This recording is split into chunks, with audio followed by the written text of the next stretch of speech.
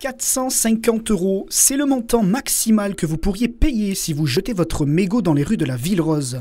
Toulouse Métropole a annoncé la couleur, ce geste est un délit passible d'une amende d'au moins 68 €. Une décision qui ne fait pas l'unanimité.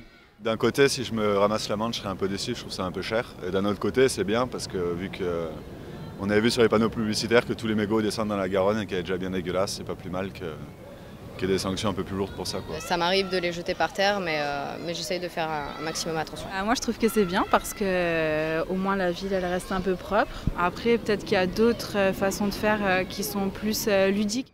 Le quai de la Dorade est l'un des espaces les plus prisés des fumeurs. Le 17 octobre dernier, il a été le point final d'une récolte record à l'initiative de l'association Champ d'Action. En une matinée, près de 100 000 mégots avaient été ramassés. On avait établi une cartographie des mégots qu'on a transmise à Toulouse Métropole il y a ça quelques mois et qui justement mettait en avant ces points noirs que sont les commerçants, les bars, les restaurants, les universités, les hôpitaux et le fait que depuis la loi qui interdit de fumer en intérieur, il y a très peu de choses qui ont été faites pour pallier la situation en extérieur. Et ces solutions sont déjà mises en place. En plus de la verbalisation, 500 cendriers ont été installés dans la ville.